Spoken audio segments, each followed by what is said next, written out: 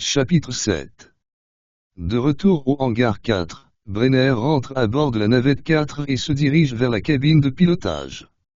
À son arrivée, son collègue, Hemingway, est toujours assis au poste de pilote. Quand est-ce qu'ils vont revenir, demande Hemingway. Ils ont décidé de rester, ment Brenner. Suite à cela, Hemingway annonce son départ de la station à la radio. Dans le corridor, deux soldats en voiturette voient Breckinridge mitrailler les deux cœurs du mutant neutralisé. Par mesure préventive, le capitaine mitraille également les deux côtés de la poitrine de Spaulding. Aussitôt que les renforts arrivent en courant, il remet le fusil d'assaut aux passagers de la voiturette. À son bureau, Gibson, furieux, reçoit Breckinridge. « Comment est-ce possible ?» demande le colonel. « Je ne sais pas », reconnaît Breckinridge. Avant sa mort, le major Spaulding m'a assuré que tout était correct. Sortez d'ici, immédiatement. Oui, monsieur. Breckinridge quitte le bureau de Gibson. Le cercle du hangar 7 finit de faire un tour à 180 degrés. La navette 4 est face à la sortie. Les portes s'ouvrent. À l'extérieur, les lumières de la piste d'atterrissage s'allument. À la cabine de pilotage, Hemingway et Brenner obtiennent la permission de quitter la station lunaire. Ils font décoller la navette. À l'exception de Breckinridge, tous les membres masculins de son équipe sont au vestiaire des hommes. Ils remettent leur combinaison d'astronautes. Le capitaine Breckinridge va bientôt nous rejoindre, annonce Robitaille.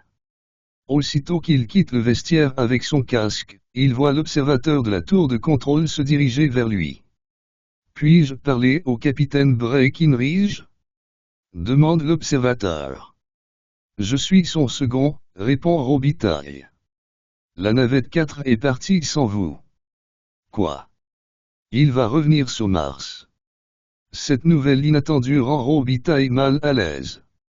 Breckinridge et Gibson sont à la salle d'autopsie. Après avoir autopsié les corps du caporal et de Spaulding, le coroner en vient à la conclusion que la transformation des victimes était plus rapide qu'à l'habitude. « Qu'est-ce qui vous fait dire ça ?» demande Gibson.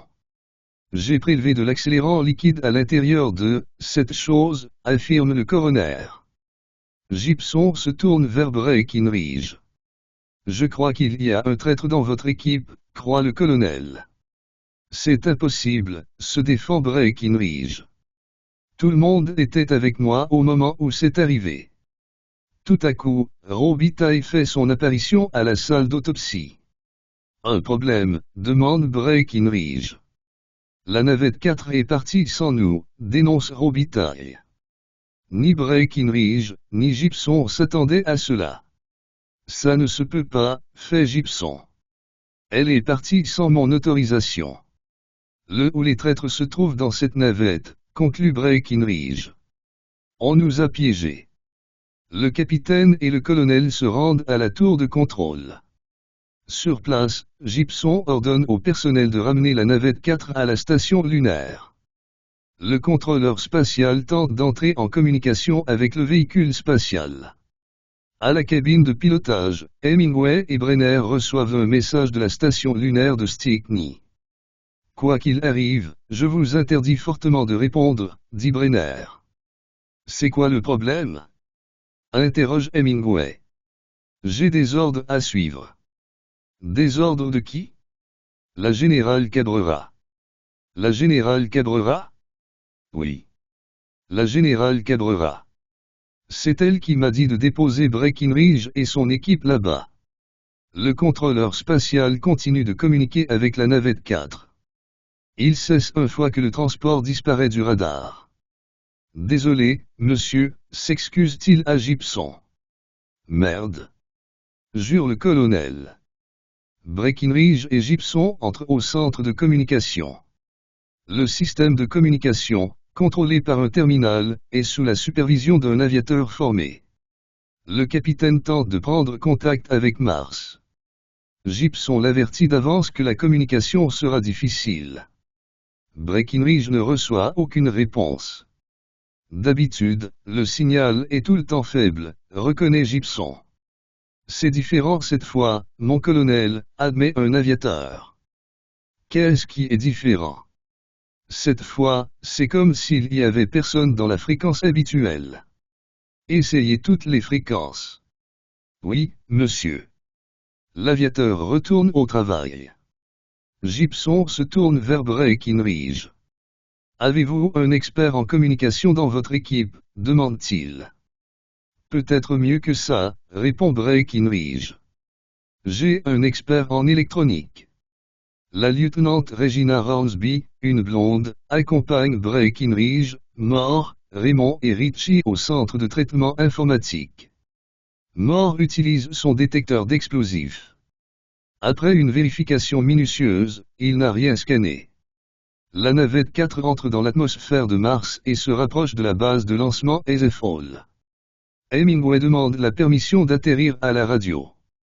Navette 4, annonce la voix du contrôleur aérien, ici Mars. La piste d'atterrissage 8 est prête. Vous avez la permission d'atterrir. Sous la supervision de Breckinridge, Ritchie pirate le système informatique. Il découvre que le pare-feu et le programme antivirus ont été désactivés.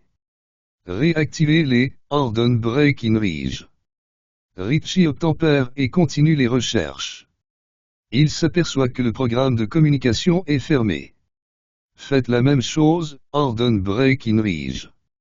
Ritchie réactive le programme et entre dans le compte de messagerie de Spaulding. Rownsby l'arrête.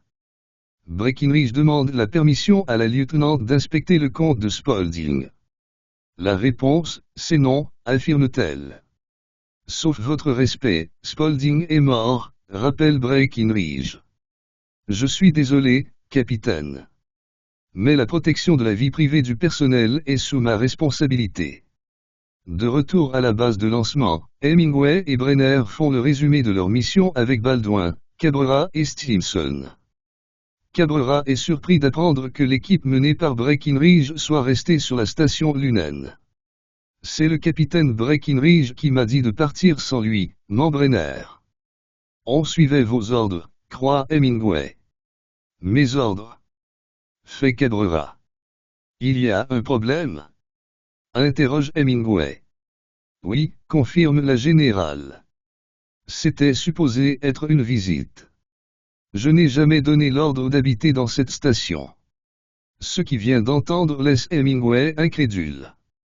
Rownsby retourne au centre de traitement informatique. Elle remarque l'absence de Raymond et Moore. Ils sont les deux autres avec vous, demande-t-elle. Ils sont retournés avec les autres, répond Breckinridge. J'ai parlé au colonel. Vous avez la permission de regarder les messages du Major Spaulding. Ritchie rouvre le programme de messagerie et commence à fouiller le compte de Spaulding. Il ne trouve rien de compromettant. Au moment de fermer le compte du Major, un nouveau message arrive. Cela venait de l'amiral Jean Favret et est destiné à Gibson. Dans la lettre, Jean Favret ordonne à Gibson de retenir l'équipe de la base de Ripley jusqu'à nouvel ordre. Il lui assure que de nouvelles instructions arrivent bientôt. Partageant l'inquiétude de Ritchie, Breckinridge remarque que Rownsby ne regarde pas l'écran. Cette dernière, les bras croisés, garde ses yeux au sol. Il force l'expert en électronique à quitter rapidement le programme de messagerie. Nous avons rien trouvé, ment-il. Tout est correct. Excellent, fait Rownsby. Breckinridge, Rownsby et Ritchie quittent le centre de traitement informatique. Est-ce possible pour moi d'avoir une tablette, demande Breckinridge à Rownsby. Bien sûr, répond-elle. Plus tard, Breckinridge réunit son équipe à la cafétéria. Rownsby lui donne une tablette. Le capitaine l'ouvre et vérifie la connexion Internet et intranet. La tablette est hors ligne.